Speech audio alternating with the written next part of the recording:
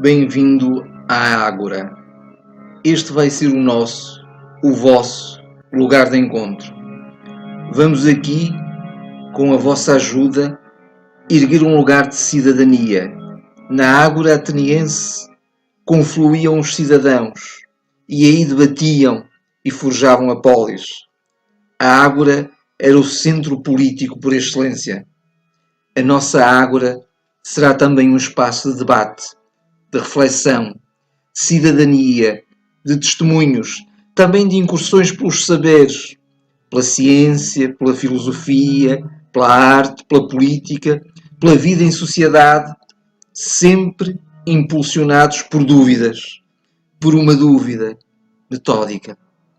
Porque a dúvida e a interrogação estão na gênese do conhecimento e de um saber que não se quer fechado nem dogmático, tentando sempre contribuir para um estar de causas com sentido crítico, mas sempre, simultaneamente, de equilíbrio, de ponderação e de clarividência.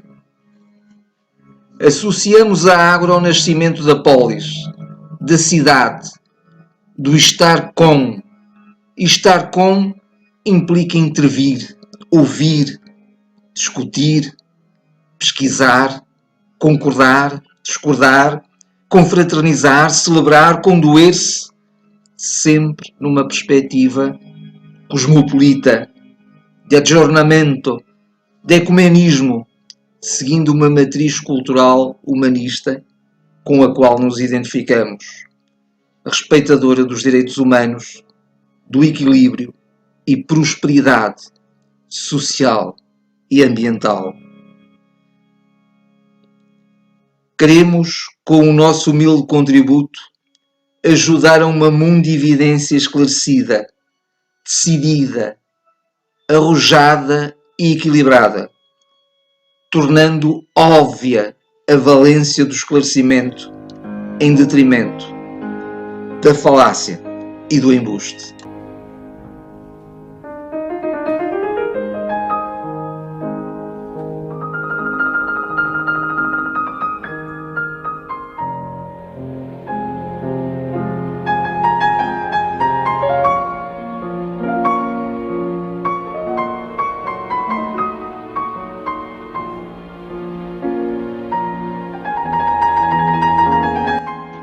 Ágora, um espaço-tempo de construção, onde há que serzir a cidadania.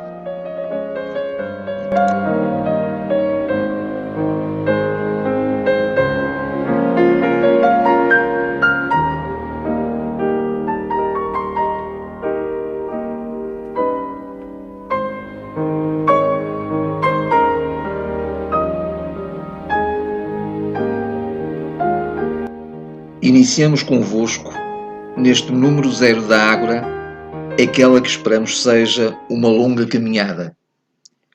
No início da metafísica de Aristóteles, lê-se: todos os homens tendem, por natureza, para o saber. E citamos agora Abaiano, no seu volume 1 da sua História da Filosofia.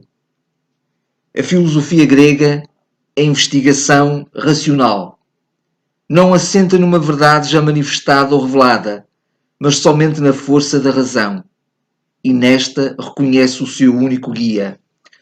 O seu limite polémico é habitualmente a opinião corrente, a tradição, o mito, para além dos quais intenta prosseguir. E até quando termina por uma confirmação da tradição, o valor desta confirmação deriva unicamente da força racional do discurso filosófico.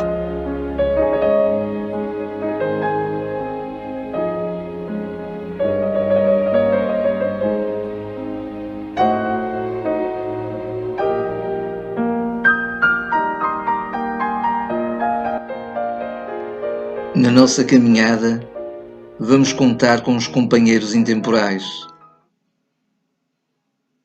homens e mulheres que estiveram à frente no seu tempo, nos vários tempos, movidos por um espírito de boa inquietação.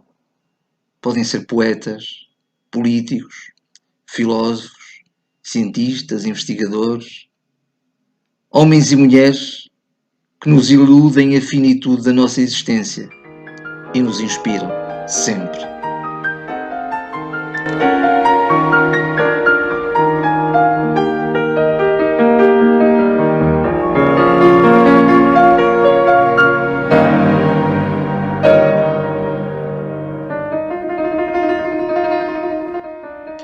Na nossa ágora, vamos também incorrer por alguns momentos da história. E da história nós tiramos sempre ensinamentos.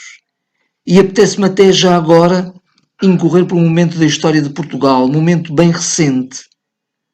Um momento que nos permitiu que hoje estejamos a erguer uma sociedade de homens livres, solidários, capazes de, nas ágoras do mundo, fazer ouvir as suas vozes e clamar por um mundo de justiça, de equilíbrio e de prosperidade.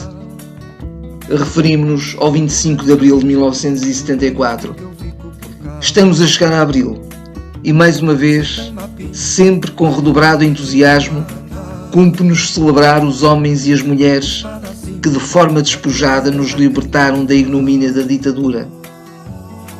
Devemos alimentar-nos dos bons exemplos e dos bons testemunhos, saídos de um mundo pequeno, mesquinho, de opressão, censura, moral bafienta, cultivo da ignorância, guerra colonial, racismo, sexismo. Aprendemos a erguermos-nos, pugnando pela livre expressão, pela luta por um mundo de igualdade de direitos e de solidariedade, pela afirmação da diversidade, da coexistência pacífica entre os povos, pela valorização do ensino, da ciência, da cultura, da arte. Aprendemos a delinear os caminhos, certamente com a ajuda dos mais sábios, mas nunca submetidos ao pensamento único de pretensos iluminados. Foi isso, de facto, a grande lição do 25 de Abril.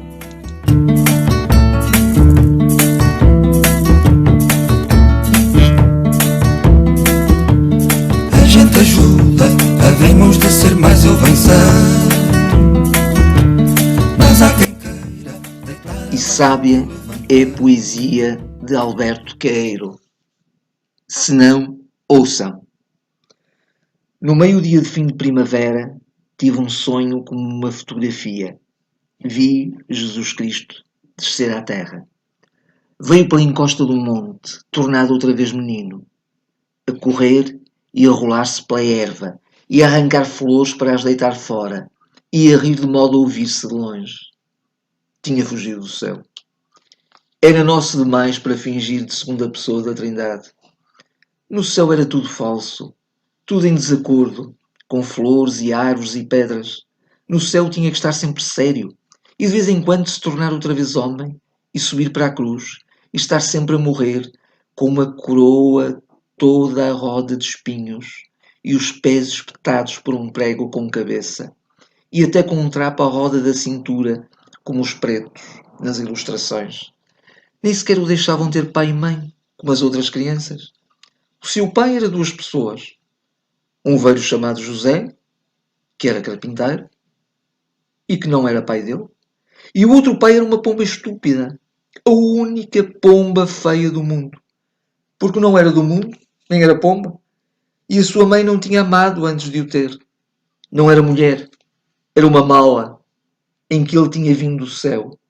E queriam que ele, que só nascera da mãe, e nunca tivera pai para amar com respeito, pregasse a bondade e a justiça.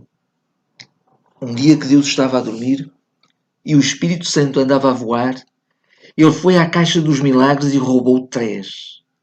Com o primeiro, fez que ninguém soubesse que ele tinha fugido. Com o segundo, criou-se eternamente humano e menino. Com o terceiro, criou um Cristo eternamente na cruz e deixou pregado na cruz que há no céu e serve de modelo às outras. Depois fugiu para o sol e desceu pelo primeiro raio que apanhou. Hoje vive na minha aldeia comigo. É uma criança bonita, de riso e natural. Limpa o nariz ao braço direito, chapinha nas poças d'água, colhe as flores e gosta delas e esquece-as. atira pedras aos burros, rouba a fruta dos pomares e foge a chorar e a gritar dos cães. E porque sabe que elas não gostam e que toda a gente acha graça, corre atrás das raparigas que vão em raios pelas estradas com as bilhas às cabeças e levanta-lhes as saias.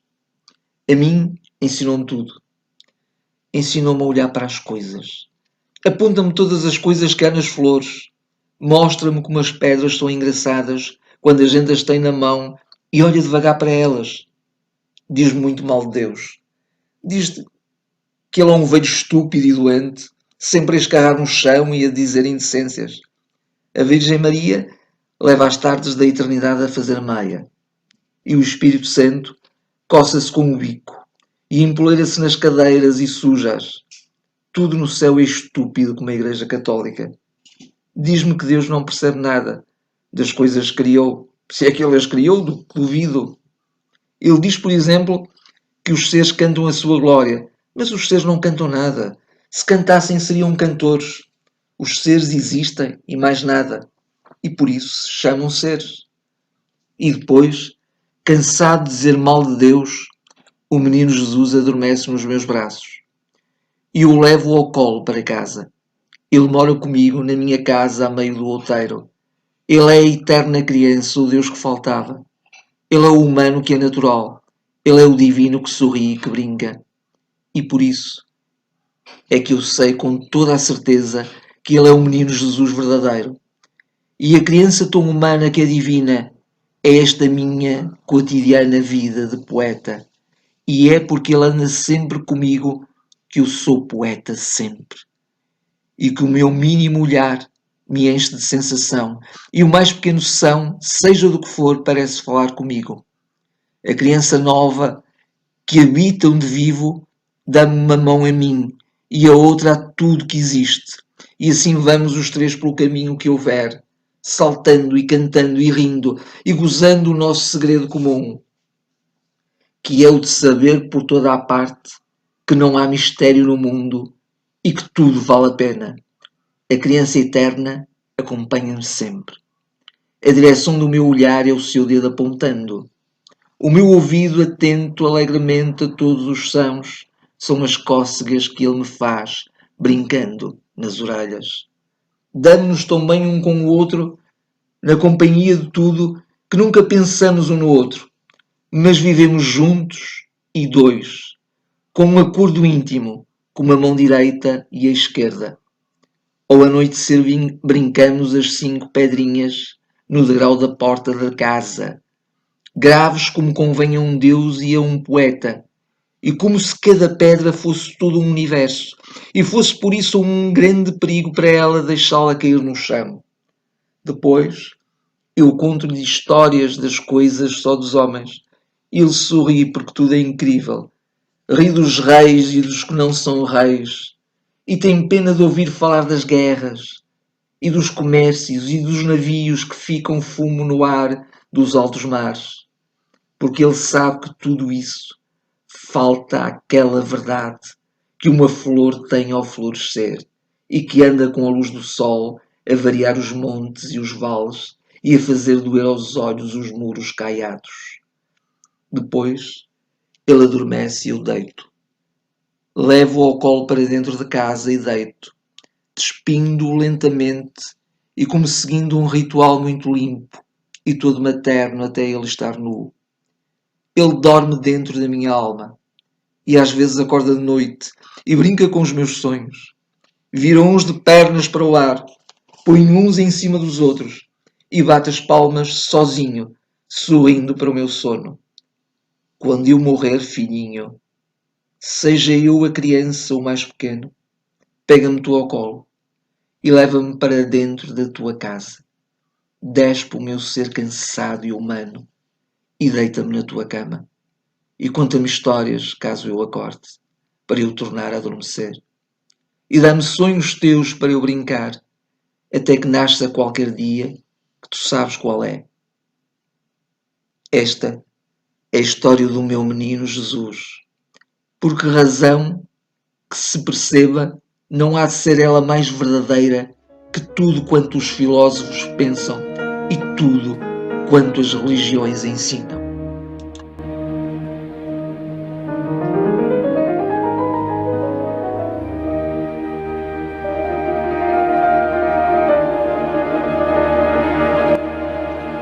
Move-nos a serenidade dos bons agitadores, daqueles que contribuem decididamente com a bondade da sua obra e a simplicidade e humildade que serve o bem de todos e a felicidade.